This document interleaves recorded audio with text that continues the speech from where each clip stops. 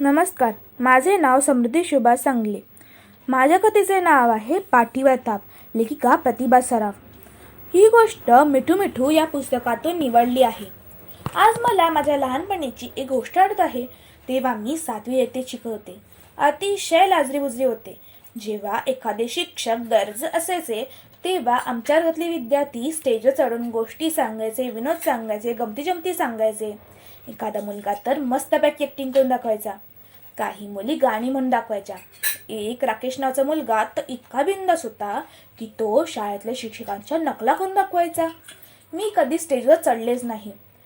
आईने सांगितलेल्या पुस्तकात वाचलेल्या अनेक कथा मला माहिती होत्या, पण स्टेजवर चढून सांगण्याची कधी हिंमतच झाली नाही. निबंध स्पर्धा, हस्ताक्षर स्पर्धा, चित्रकला स्पर्धा म्हणजे ज्यात स्टेजवर चढायला लागायचे नाही त्यात मी आनंदाने सहभागी व्हायचे. शाळेत माझा नंबर पहिल्या पाचात कधी आलाच नाही किंवा मी स्टेजवर चढलेच नाही, त्यामुळे शिक्षकांना माझा फारसा परिचय झाला नाही. आम्हाला मराठी हा विषय शिकवायला सामनबाई होत्या. त्या मनापासून होत्या विषय शिकवायच्या. त्यांना एक सवय होती, त्या कवितांना छान चरी लावायच्या आणि त्यांच्यासोबत तालासुरात आम्हाला म्हणा सांगायच्या.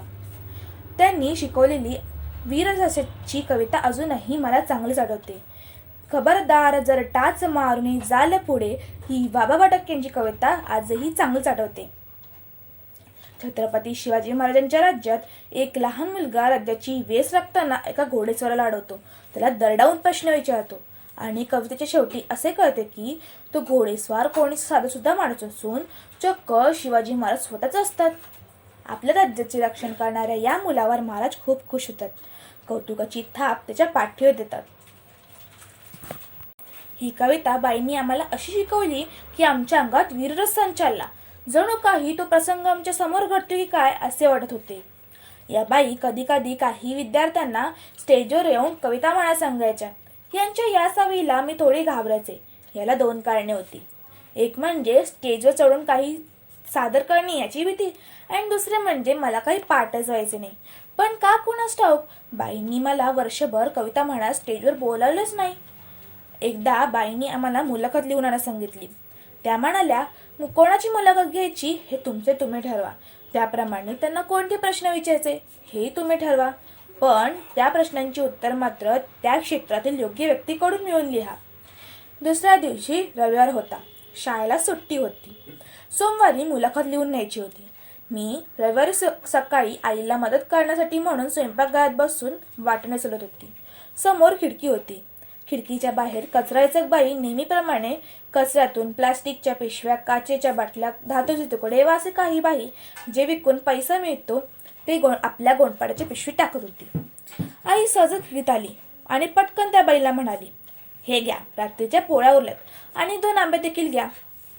आई नेहमीच त्या बाईला तर घरातली शिळपाकं, तर घरातली फळं, फरसाण, चिकीची पकेटं द्यायची. आई तिच्याशी बोलत असताना तिथे एक मुलगा आला.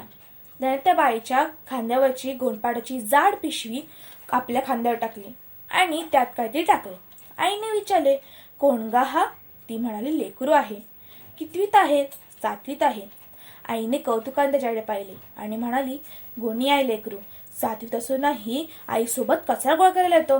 बाई मनापासून हसली आणि आमच्या शेजारच्या बंगल्यामागच्या कंपाऊंडमध्ये निघून गेली. त्यानंतर आईने माझ्याकडे वळून पाहिले आणि मला म्हणाली, बघ, तुझ्या वयाचा आहे, 7वीत शिकतोय, आईसोबत कचरा वेचतोय. माणसाला कधी कष्ट करायची लाज वाटता कामा नये. वाटण्यास सोलता आईच्या या वाक्यावर मी विचार करू लागली आणि काम पूर्ण झाल्यावर गृहपाठ करायला बसली. वहीवर लिहिले, मुलाखत एका कचरा वेचक मुलाची. मनात काही मुद्दे तयार केले आणि 8-10 प्रश्नात मी माझी मुलाखत पूर्ण केली.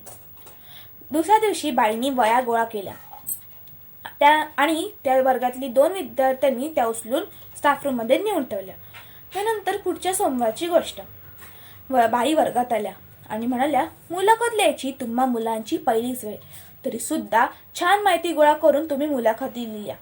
यातल्या काही मुलाखती या डॉक्टर, इंजिनियर, ऑफिसर, 10वीत प्रथम आलेला विद्यार्थी, मुख्यमंत्री, पंतप्रधान यांच्या आढळल्या. यासाठी आपण सर्वांनी वर्तमानपत्रातून योग्य माहिती मिळवलेली आहे. आई वडिलांकडूनही बरीच माहिती मिळवलेली आढळते. परंतु एकाच विद्यार्थिनीने अतिशय वेगळा विषय हाताळलेला आहे. सगळेच विद्यार्थी आश्चर्यचकित झाले व त्यांची उत्सुकता ताणली गेली. बाईंनी प्रश्न विचारला, तुमच्यापैकी कोणी सांगू शकेल का की मुलाखत कोणाची घेतली असेल ते? एक एक विद्यार्थी हात वर करून उत्तर देऊ लागला. सैनिक, पोलीस, रेल्वे चालक, टीसी. बाई नाही नाही म्हणत राहिल्या. मग हात वर होणं बंद झाल्यावर बाई म्हणाल्या, कचरा वेचक मुलगा.